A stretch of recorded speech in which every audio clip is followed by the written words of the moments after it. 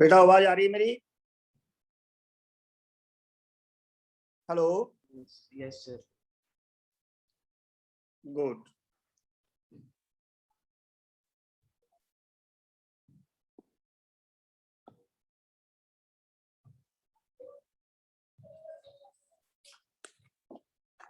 अब हम यहाँ पर स्टार्ट कर सकते हैं कि स्टैंडर्ड कंडीशंस में सेल का ईएमएफ क्या होता है। स्टैंडर्ड हमने पता है और हम वो किससे, इलेक्ट्रोकेमिकल सीरीज से भी पता कर सकते हैं। लेकिन अगर मैं कोई सेल मेरे पास बना हुआ है, उस सेल का अगर मैं बात करूं, कंसंट्रेशन चेंज हो जाए, टेम्परेचर चेंज हो जाए, ऐसा अगर कुछ चेंज होता है तो उस केस में क्या होगा बेटा? उस केस में उसका cell potential that is EMF of cell change हो जाएगा। तो वो सेल पोटेंशियल जो होगा वो कितना चेंज हो जाएगा स्टैंडर्ड से, स्टैंडर्ड कंडीशंस में जो था उससे कितना डिफर हो जाएगा। ये अब हम चेक कर सकते हैं +1 के थर्मोडायनेमिक इक्वेशन से हम उसको ड्राइव कर सकते हैं। और जो हमने ड्राइव किया उसको हमने एक नाम दिया है और वो नाम दिया है नर्स्ट इक्वेशन। तो अगले जो आप लोग हेडिंग लिखोगे वो हेडिंग अब आपके सामने वही है, आप लोग मेरे साथ साथ लिख सकते हो। तो आप लोग लिखें हेडिंग NERNST,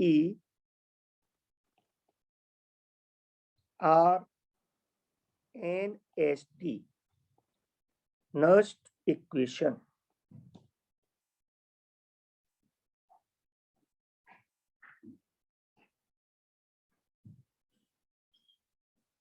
ये इक्वेशन हमें एक्चुअल में सेल के EMF that is E of cell को बताता है कंसंट्रेशंस के चेंज होने पर, कि कंसंट्रेशन ऑफ इलेक्ट्रोलाइटिक सॉल्यूशन जो है उससे क्या फर्क पड़ता है। तो आप लोग चाहे तो यहाँ पे इस चीज को लिख सकते हो, it gives relation between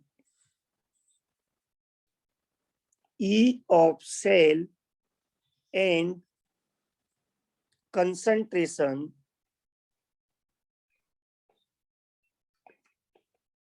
of electrolytic solutions।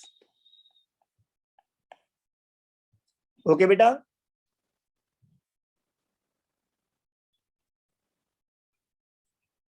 तो इस ये ड्राइव करने के लिए नेक्स्ट इक्वेशन में यहाँ पर एक कंसीडर कर रहा हूं, let for a cell reaction. मैं कोई एक सेल रिएक्शन कंसीडर कर रहा हूं यहाँ पर, और वो सेल रिएक्शन है कि N+ एक्वस सॉल्यूशन में है और एक है यहाँ पर B सॉलिड। इनके बीच में रिएक्शन हुई, बी ने N इलेक्ट्रॉन ए को दिए थ्रू वायर, कंडक्टिंग वायर, मतलब यहाँ पे हुआ ऑक्सीडेशन, मतलब ये एनोड है। इसने इलेक्ट्रॉन ट्रांसफर किए through conducting wire N electrons. तो B अपने इलेक्ट्रोलाइटिक सॉल्यूशन में क्या होगा, Bn+ में चेंज होकर के एक्वस सॉल्यूशन के अंदर आ जाएगा। ठीक है बेटा? और ए जो है वो इलेक्ट्रॉन्स N लेकर के सॉलिड में कन्वर्ट हो जाएगा, रिड्यूस हो जाएगा। जो रिडक्शन होता है उसको हम बोलते हैं कैथोड। एक्चुअल में ये पूरा कैथोड कंपार्टमेंट हो गया। आप यहाँ पे ध्यान से समझना, कैथोड पर क्या होगा, An+ with contact of A. Okay बेटा?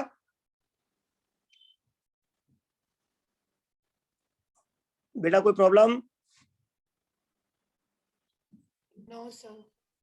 Very good. अब ध्यान दो, हम लोग ये जानते हैं, इसलिए डायरेक्ट लिखेंगे, we know that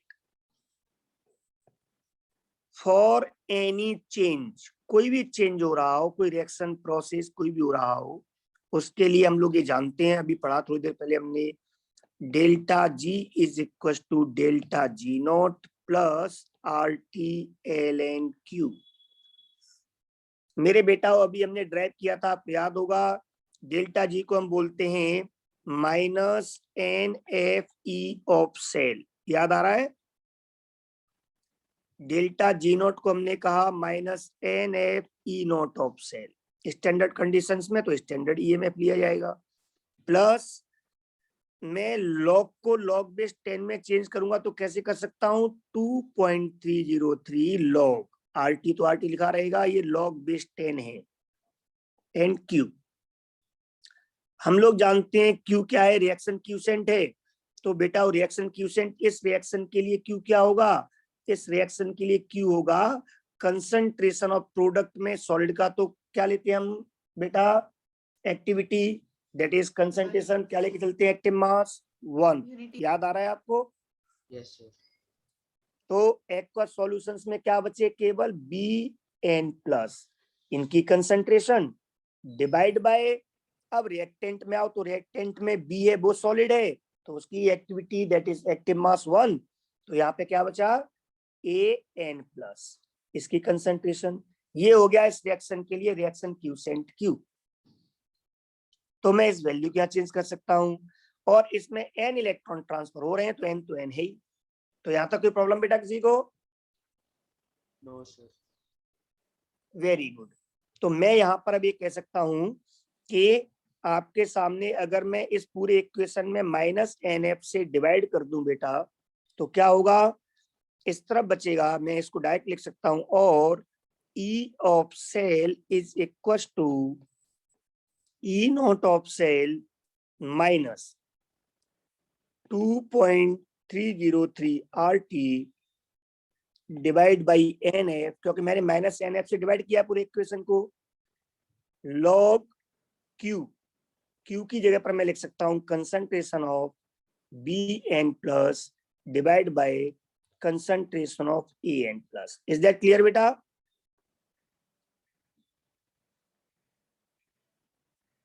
Yes, sir. Very good.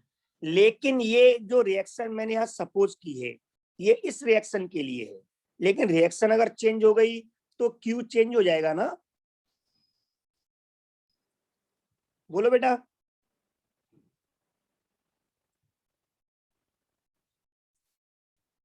इसका मतलब ये हुआ कि मुझे ऐसी रिएक्शन, ऐसा इक्वेशन याद रखना चाहिए जिसको मैं रिएक्शन के अकॉर्डिंग कभी भी यूज कर सकूं चेंज करके। तो इसको हम कहेंगे E is equal to E not of cell minus 2.303 RT 2.303 RT upon NF log Q। इसको मैं Q करके याद रखूंगा, बस मैं ये समझ गया कि Q को हम रिप्लेस कर देंगे रिएक्शन क्यूसेंट को according to reaction. Is that clear? Yes sir. अब मेरे बेटा हम जो न्यूमेरिकल्स करते हैं, हम जो स्टडी करते हैं हमारे सिलेबस के अकॉर्डिंग, स्पेशली वहां पर हम कंसंट्रेशंस को चेंज करके एनोड पर या कैथोड पे हम जो आयंस हैं इनकी कंसंट्रेशन को चेंज करके चेक करते हैं कि EMF ऑफ सेल कितना होगा, वो स्टैंडर्ड से कितना डिफरेंट हो जाएगा। इसका मतलब ये हुआ कि हम यहाँ पर स्टडी हमेशा रूम टेम्परेचर पर करते हैं। किस पर करते हैं? रूम टेम्परेचर पर। ओके बेटा? तो at room temperature, room temperature का मतलब क्या हो गया बेटा? रूम टेम्परेचर का मतलब है 298 केल्विन पर, या कहो तो आप 25 डिग्री सेंटीग्रेड पर ये कांस्टेंट हो गया। इस इक्वेशन में T कांस्टेंट है, R गैस कांस्टेंट हम लोग जानते हैं, इसकी वैल्यू 8.314 जूल, हम जाउल्स में लेते हैं, याद आ रहा है बेटा? जाउल्स पर केल्विन पर मोल। और n यहाँ पे नंबर ऑफ इलेक्ट्रॉन्स हैं, वो भी रिएक्शन पे डिपेंड करेंगे, कितने इलेक्ट्रॉन ट्रांसफर हो रहे हैं, वो तो सबस्टेंस पे डिपेंड करेगा। लेकिन F जो है फेराडे कांस्टेंट, एक मोल का चार्ज इलेक्ट्रॉन्स का, ये भी कांस्टेंट है, 2.303 एक फिक्स वैल्यू है। तो इन सारे कांस्टेंट को हमें हर बार न्यूमेरिकल में वैल्यू पुट करके मल्टीप्लाई करना हुआ करेगा। तो हम ऐसा करते हैं, इन सारे कांस्टेंट्स को मल्टीप्लाई डिवाइड करके अभी उसकी वैल्यू को याद रख लेते हैं। जैसे एग्जाम्स में हमें डायरेक्ट n की वैल्यू पुट करनी होगी, कंसंट्रेशन Q की वैल्यू पुट करनी होगी हमें रिएक्शन की, और डायरेक्ट हमें E ऑफ सेल पता लग जाएगा। तो मैं रूम टेम्परेचर पर इस इक्वेशन को कन्वर्ट कर लेता हूं और इसको मैं कन्वर्ट करके बोल दूंगा E of cell is equals to E naught of cell minus 0.0591 upon n log Q। तो ये जो वैल्यू आई है 0.0591, ये किससे आई है? ये 2.303 RT अपॉन F की वैल्यू है। इज दैट क्लियर बेटा? Yes, sir. अब हमारे लिए आसान हो गया न्यूमेरिकल्स में यूज करना। इन दोनों ही इक्वेशंस को जो मैंने बाउंड किए, इन दोनों ही इक्वेशंस को हम बोलते हैं नस्ट इक्वेशन। क्या है ये? These are Nernst equation. Okay बेटा,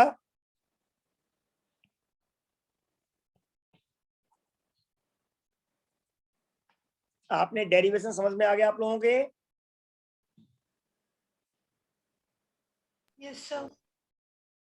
वेरी गुड।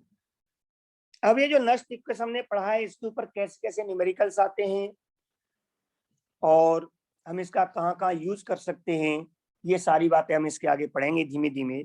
लेकिन पहले आपको ये समझा दूं क्लियर में कि नस्ट इक्वेशन में किसी भी सेल के लिए सेल की जो रिएक्शन होती है उस पर डिपेंड करता है कि कितने इलेक्ट्रॉन ट्रांसफर हुए बैलेंस इक्वेशन में, एन की वैल्यू क्या है, और वहां पर Q that is reaction quotient, उस रिएक्शन के अकॉर्डिंग क्या बनेगा। ये आपको कभी भी याद नहीं करना है। कई बार लोग इसको याद करवा देते हैं Q की जगह पर concentration of product upon reactant, या वो लोग बोल देते हैं यहाँ पर ये कंसंट्रेशन कैथोड पर है, जैसे ये लिखा हुआ है यहाँ पर, तो कैथोड अपॉन एनोड। कई जगह पर लोग बोल देते हैं एनोड अपॉन कैथोड प्लस करके, तो वो आपको कुछ नहीं करना है, आपको रटना कुछ नहीं है। आपको बस एक बात ध्यान रखनी है हमेशा, you have to find N and Q according to cell reaction। आपको सेल रिएक्शन जो होगी उसके अकॉर्डिंग पता करना है, तब उसकी वैल्यू को पुट करना है। फाइनल फॉर्मूले आपको बस ये दो ही इक्वेशन याद रखनी है। Is that clear? Sir. हाँ बेटा, तमाम इक्वेशंस फॉर्मूले लोग याद करवाते हैं, आपको नहीं करना है, सिर्फ ये दो फॉर्मूले बस।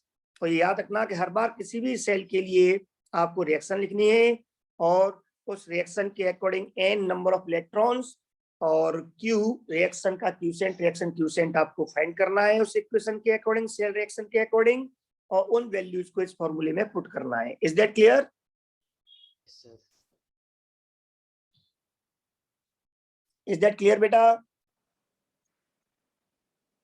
Yes sir. अब मैं यहाँ पर कुछ एग्जांपल लेता हूँ, आपको बताता हूँ कि कुछ फिक्स रिएक्शंस के लिए हम रिएक्शन क्यूसेंट Q कैसे लिख सकते हैं।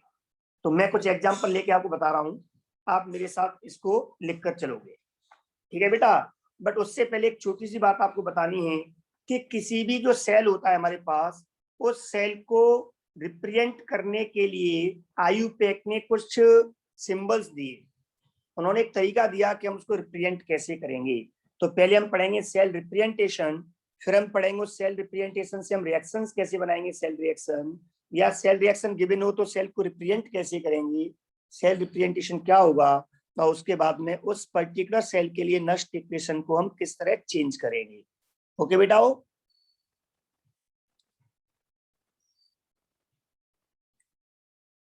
तो ये इरेज कर दूं? Yes sir. Very good.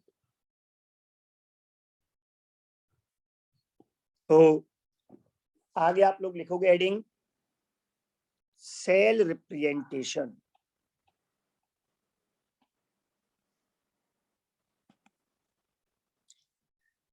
जब भी किसी सेल को रिप्रेजेंट किया जाता है बेटा, तो सबसे पहली कंडीशन तो ये होती है इसमें कि एनोड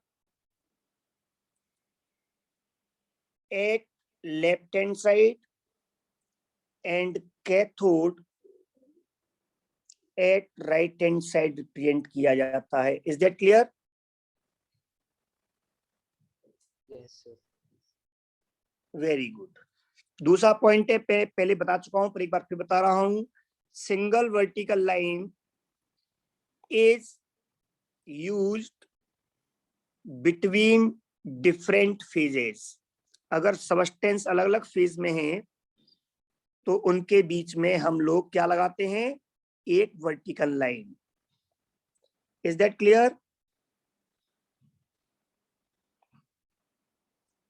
कॉमा, कॉमा हम यूज करते हैं, is used between same phase. दो अलग अलग चीजें हैं पर उनका फेज सेम है, मतलब एक होमोजेनस मिक्सचर बना रहे हैं, मतलब सॉल्यूशन फॉर्म में है। हम डबल वर्टिकल लाइन लगाते हैं, दो वर्टिकल लाइन वो लगाते हैं, is used for salt bridge. Salt bridge आपको मैं थोड़ा सा बता चुका हूं एक बार पहले, जो उन इलेक्ट्रोलाइटिक सॉल्यूशंस को आपस में जोड़ता है। इसीलिए यहाँ पर एक कंडीशन हो गई कि जब ये इलेक्ट्रोलाइटिक सॉल्यूशंस को जोड़ रहा है तो इस सॉल्ट ब्रिज के लेफ्ट हैंड साइड या राइट हैंड साइड दोनों तरफ सॉल्यूशंस, दैट इज उस सॉल्यूशन के आयंस को रिप्रेजेंट करना होता है। तो both side of salt bridge, salt bridge की दोनों साइड, मतलब इस डबल वर्टिकल लाइन के दोनों तरफ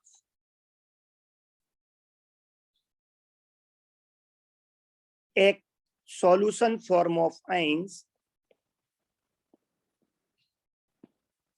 is represented.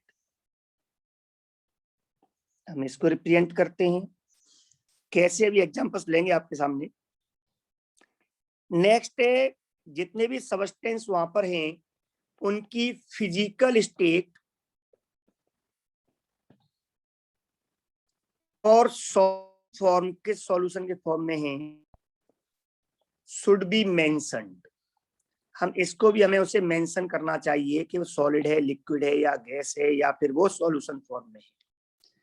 Number third, concentration of ions, ions की concentration and pressure of gases. अगर कोई उसमें गैस है तो उसका प्रेशर शुड बी मेंशन्ड, हमें इसको भी मेंशन करना चाहिए। वो अलग बात है कि इसको मेंशन करने के लिए हम लोग ब्रैकेट का यूज करें या उसके बॉटम में लिख दें। मेरी बात समझ में आ रही है बेटा?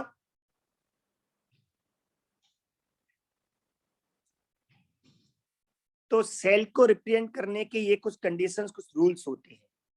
अब हम आपको बताते हैं कि सर कैसे। तो मैं एक सेल बनाता हूं और उस सेल के अकॉर्डिंग मैं यहाँ पर उसका रिप्रेजेंटेशन लिखता हूं। आपको याद होगा, मैं यहाँ पर एग्जांपल में ले रहा हूं, फॉर एग्जांपल डेनियल सेल। याद आ रहा है आपको Daniell cell? Yes sir. Very good. Zinc copper का सेल। तो हम उसका सेल रिप्रेजेंटेशन कैसे लिखेंगे वो देखो।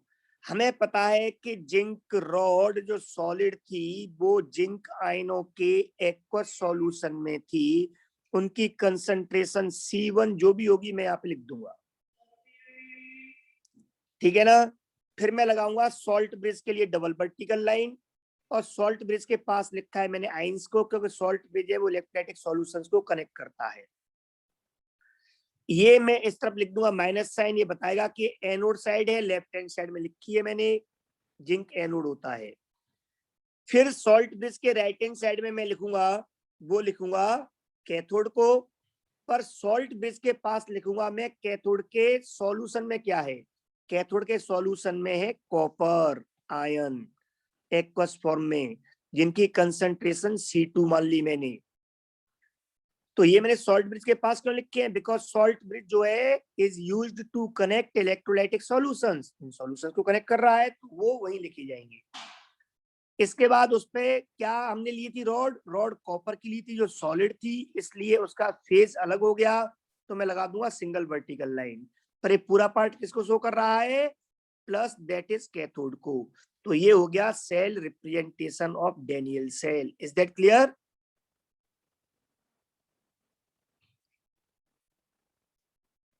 इज दैट क्लियर बेटा? Yes, sir. अभी और भी एग्जांपल लेंगे आगे, आप घबराओ मत। अब इसके बेसिस पे अगर मुझे सेल रिएक्शन लिखनी हो तो हम कैसे लिखते हैं वो भी समझ लो। वो सेल रिएक्शन हम लिखते हैं कि हमें पता है ये एनोड है, तो एनोड पे क्या होता है? ऑक्सीडेशन। तो आप पहचानो ऑक्सीडेशन में कौन ऑक्सीडाइज होगा, कि जिंक ऑक्सीडाइज होगा Zn2+ में। तो ऐसे लिखो, जिंक रिएक्टेंट है जो ऑक्सीडाइज होने के बाद में प्रोडक्ट क्या बनाएगा? Zn2+ एक्वस, जिसकी कंसंट्रेशन क्या होगी? C1। फिर आप चेक करो कैथोड पे क्या होता है बेटा? Reduction. Reduction means gain of electron. तो कौन लेगा इलेक्ट्रॉन? इलेक्ट्रॉन तो Cu2+ लेगा, मतलब ये रिएक्टेंट हुआ, और लेने के बाद जो चेंज होता है उसको हम क्या बोलते हैं, प्रोडक्ट। ये लेके किसमें चेंज हो जाएगा, कॉपर सॉलिड में। इस कैथोड पर Cu2+ की कंसेंट्रेशन क्या ली हमने, C2। बोलो बेटा, इज दैट क्लियर?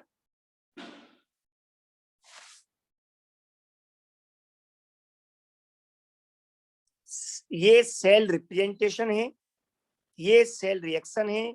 मैं दोनों बातें लिख देता हूं। The first one is cell representation, the second one is cell reaction. और सेल रिएक्शन से क्लियर हो गया कि इस रिएक्शन में टोटल इलेक्ट्रॉन बैलेंस में जो ट्रांसफर हुए हैं NO2 कैथोड, वो 2 इलेक्ट्रॉन ट्रांसफर हुए हैं, तो N की वैल्यू 2।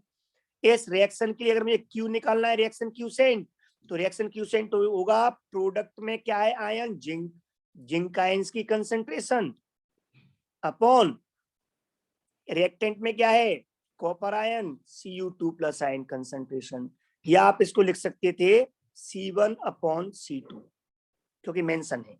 लो साहब, Q पता लग गया। अब आप नेक्स्ट इक्वेशन में N की और Q की ये वाली वैल्यू पुट करो, आपको EMF ऑफ सेल मिल जाएगा। इज दैट क्लियर बेटा?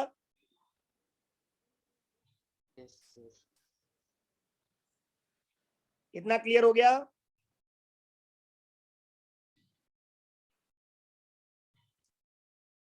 आप लोगों की आवाज नहीं आ रही यार। Yes, sir, clear. हो गया क्लियर? तो अब मैं Yes. इसके आगे कुछ, हाँ, इसके आगे मैं कुछ और एग्जांपल लेता हूँ, 2-3 सेल और लेता हूँ, तो आपको वो सेल रिप्रेजेंटेशन और वो सेल रिएक्शन लिखना आ जाएगा। तो मैं सेल रिप्रेजेंटेशन लिखूंगा, रिएक्शन आप लोगों को हम साथ साथ बता के चलेंगे। अब मैं अगला एग्जांपल ले रहा हूं, आप देखना, इसको मैं इरेज कर रहा हूं। नेक्स्ट एग्जांपल, आपके सामने एक सेल है, सेल है मतलब उसका रिप्रेजेंटेशन लिखा जाएगा, सेल को रिप्रेजेंट किया जाएगा। वो सेल है Zn solid oblique Zn2+ aqueous AM, M for molarity, salt bridge, Cl minus aqueous, concentration is Bm, B molarity। आगे Cl2 गैस, फेज अलग है इसलिए मैं इसको लिख रहा हूं हाइफन लगाकर, तो एक वर्टिकल लाइन लगाकर। और Cl2 गैस ऐसे तो आएगी नहीं, रॉड तो बनती नहीं है गैस की, इसका मतलब इसे किसी मेटल या किसी सॉलिड पर एडजॉर्ब किया है, वो मैंने लिया है प्लेटिनम। और ये भी फेज अलग है इसलिए 2 वर्टिकल लाइन। यहाँ प्लेटिनम क्लोरीन का अलग फेज है, यहाँ क्लोरीन और Cl- का फेज अलग है, इसलिए 2 बार वर्टिकल लाइन आ जाएगी। और ये पूरा पार्ट काम कर रहा है कैथोड का, that is plus. Left hand में एनोड, राइट हैंड में कैथोड। इसको बोलेंगे हम, ये सेल है एक, दैट इज एक सेल का रिप्रेजेंटेशन आपको दिया हुआ है। इस सेल से आपको अब लिखनी है सेल रिएक्शन। तो वो कैसे लिखेंगे हम सेल रिएक्शन, हम चेक करेंगे एनोड पर क्या होता है बेटा, ऑक्सीडेशन। तो कौन ऑक्सीडाइज होगा, लॉस ऑफ इलेक्ट्रॉन, लॉस कौन कर रहा है, जिंक, लॉस करके किसमें कन्वर्ट होगा, Zn2+ में। तो इसका मतलब Zn हुआ रिएक्टेंट, जो after loss of electron change हो जाएगा Zn2+ आइंस में, जिसकी उस कंपार्टमेंट में कंसंट्रेशन है A मोलरिटी, AM। अब हम बात करते हैं कैथोड पर। कैथोड पे क्या होता है, गेन ऑफ इलेक्ट्रॉन। तो बेटा इलेक्ट्रॉन कौन गेन करेगा, Cl- तो गेन करेगा नहीं, Cl2 गैस गेन करेगी, और ये गेन करके Cl- में कन्वर्ट होगी। तो रिडक्शन किसका होगा, Cl2 का। किसका होगा बेटा, Cl2 गैस का।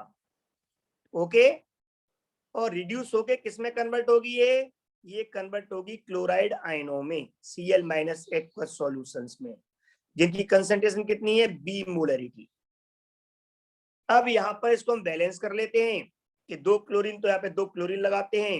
अब हमें पता लग गया कि यहाँ से जिंक से 2 इलेक्ट्रॉन ट्रांसफर होंगे वायर के थ्रू, कनेक्टिंग वायर के थ्रू, और Zn2+ में चेंज होगा। दोनों क्लोरीन एक एक इलेक्ट्रॉन लेके Cl- में चेंज हो जाएंगे। पर मैंने आपको बताया कि अगर कोई गैस है तो उसका प्रेशर भी मेंशन करना चाहिए। मान लो इसका प्रेशर है P, P एटमॉस्फेयर। ओके बेटा, तो ये हो गई सेल रिएक्शन, इसको बोलते हैं सेल रिएक्शन। अब इस सेल रिएक्शन के बेसिस पे इस रिएक्शन के लिए n कितना होगा बेटा 2, क्योंकि 2 इलेक्ट्रॉन ट्रांसफर हुए हैं बैलेंस्ड इक्वेशन में। इस रिएक्शन के लिए Q क्या होगा, इस रिएक्शन के लिए Q होगा कंसंट्रेशन ऑफ प्रोडक्ट्स, क्या है Zn concentration active mass, Cl minus concentration का स्क्वायर, कोएफिशिएंट 2 है, आपको याद होगा हमने इक्विलिब्रियम में यूज किया था, ठीक है ना, डिवाइड बाय रिएक्टेंट में सॉलिड की एक्टिविटी एक्टिव मास 0 वो सॉरी 1, और क्लोरीन गैस है, इसका प्रेशर P है तो प्रेशर P लिया जाए। अब आप ये मान लें कि एक प्रेशर P जो है वो 1 एटमॉस्फेयर है क्लोरीन का, ये 1 atm है क्लोरीन, सॉरी ये क्लोरीन गैस, तो हम इसे क्या बोल सकते हैं, हम इसे बोल सकते हैं then Q is equal to Zn की हम क्या लिख सकते हैं बेटा A, कंसंट्रेशन A है Zn2 प्लस की, और Cl कंसंट्रेशन कितनी है B, उसका square that is AB square, और P कितना है 1 ड्रॉप कर सकते हैं, ये हो गया Q।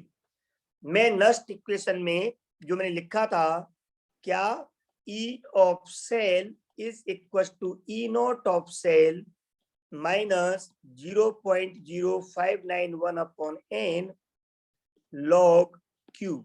मैं अब इसको चेंज कर सकता हूं नेक्स्ट इक्वेशन को इस पर्टिकुलर रिएक्शन के लिए, कैसे, E of cell is equal to E not of cell minus 0.0591 upon 2, क्योंकि n की वैल्यू 2 आ गई, and log AB square, Q की वैल्यू है वो AB स्क्वायर है जो मैं दी हुई होगी गिवन में 0.1 0.2 मोलरिटी जो भी दिया हो उसकी वैल्यू पुट कर दो।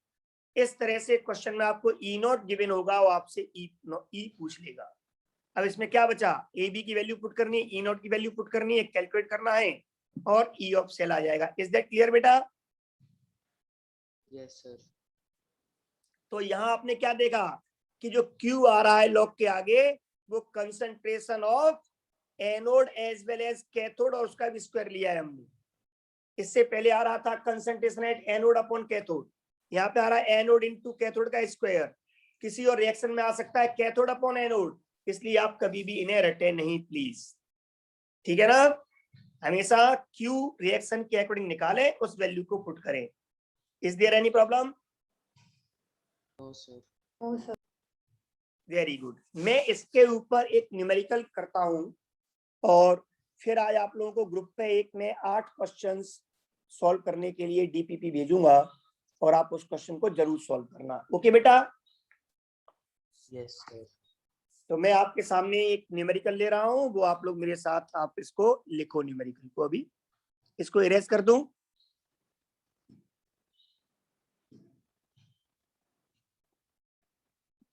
क्वेश्चन लिखिए,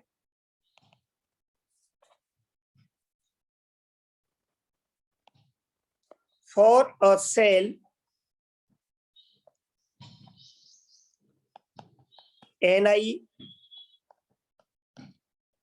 Ni2 प्लस ब्रैकेट में 0.16 m molarity salt brace, Ag ion concentration मतलब aqueous and the concentration is 0.002 m, Ag solid, phase difference किया मैंने यहाँ पर, and it is cathode. Okay बेटा, इस सेल के लिए E नॉट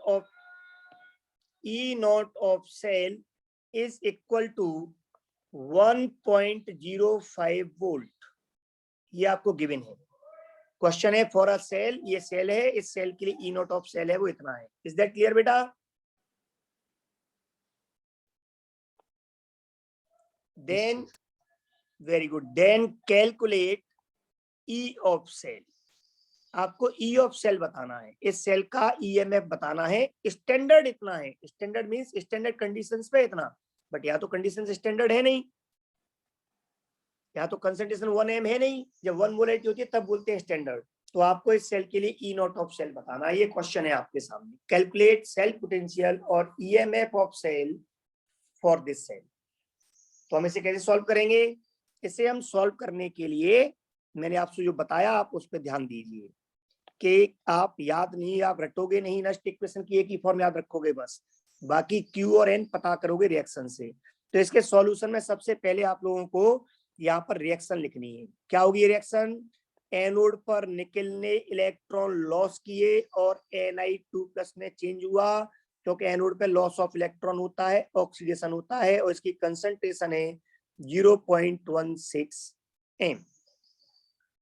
फिर उसके बाद में कैथोड पे क्या हुआ? कैथोड पर इलेक्ट्रॉन गेन होता है, रिडक्शन होता है, इसका मतलब गेन कौन करेगा? Ag+ गेन करेगा, और गेन करने के बाद में न्यूट्रल Ag में कन्वर्ट हो जाएगा।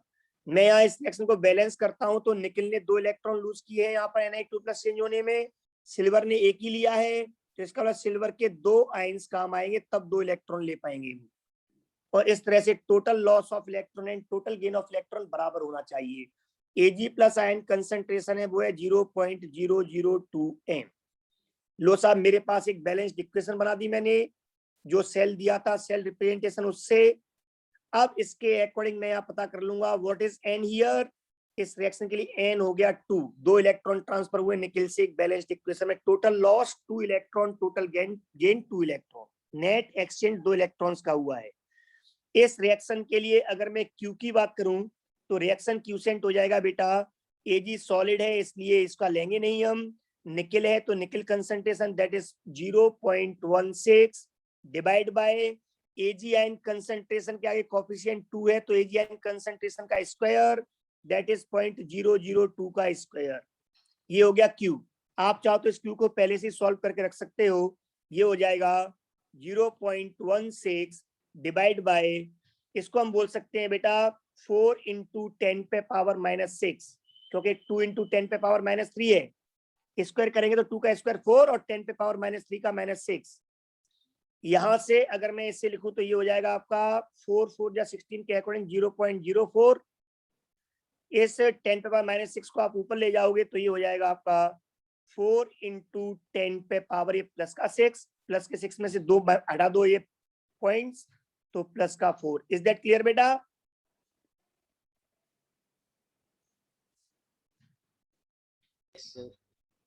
Very good. आपके सामने Q की वैल्यू आ गई, N की वैल्यू आ गई, तो आप इस केस में दोनों वैल्यूज को पुट कीजिए और लो साहब आपके सामने क्वेश्चन सॉल्व हो गया।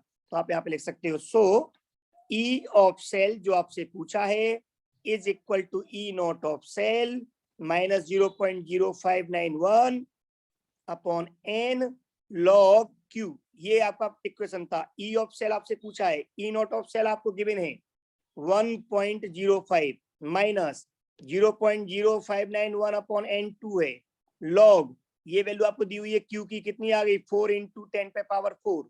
अगर आप इसको सॉल्व करते हो तो 1.05 माइनस 0.0591 अपॉन 2, और इस वैल्यू को आप कह सकते हो log की इस वैल्यू को, ये मैंने आपको बताया हुआ है log 4 प्लस log 10⁻⁴, फिर ये 4 आगे आ जाएगा तो ये हो जाएगा log 4 की वैल्यू 0.602 प्लस इसकी वैल्यू हो जाएगी 4 log 10, log 10 की वैल्यू होती है 1, तो ये हो गया आपका 4.602। आप इस पूरी वैल्यू को पुट कर सकते हो 4.602। आप यहाँ पर इस 2 से कैंसिल करोगे इसको तो 2.301, और इसका अब आप क्या करोगे, इससे मल्टीप्लाई करोगे, और मल्टीप्लाई करने के बाद में 1.05 में से इस वैल्यू को आप माइनस कर दोगे, और माइनस करने के बाद जो भी आएगा वो आपका आंसर आएगा। Is that clear? ये लास्ट स्टेप आपको करना है। Any problem? No sir. कोई प्रॉब्लम हो तो बेटा बोल सकते हो आप। अगर आपका क्वेश्चन क्लियर हो गया सॉल्व कैसे करते हैं? Yes sir. मेरी बात हमेशा आपको याद रखनी है। क्या याद रखना है? कि हर बार जो भी रिएक्शन आए उस रिएक्शन में उस सेल के अकॉर्डिंग आपको सेल रिएक्शन बनानी है, उसके अकॉर्डिंग n पता करना है, इलेक्ट्रॉन एक्सचेंज कितने हुए बैलेंस इक्वेशन में, Q पता करना है आपको, और n और Q की वैल्यू को मेन नष्ट इक्वेशन में आपको पुट करके फिर उसे सॉल्व करना है। आपका क्वेश्चन सॉल्व हो जाएगा, कभी गलती नहीं होगी, कितना भी घुमा के कोई सा भी सेल बना के दे दे आपको। इज दैट क्लियर बेटा? Yes. चलो ओके बाय बाय। मैं आपको 10 क्वेश्चंस 8-10 क्वेश्चंस अभी एज ए डीपीपी आपके व्हाट्सएप ग्रुप पर भेज रहा हूं और उसे आप सॉल्व करें। नेक्स्ट क्लास में हम उन क्वेश्चंस को डिस्कस करेंगे। इज दैट क्लियर बेटा? Yes sir. हाँ, जैसे आज डिस्कस किए हैं ऐसे ही कल हम क्वेश्चन के स्टार्टिंग क्लास की क्वेश्चन डिस्कस से करेंगे। आज आप लोग कर लोगे, रोज का रोज करो कंप्लीट। चलो मिलते हैं अगली क्लास में। Bye bye, take care. Okay sir. Okay बेटा।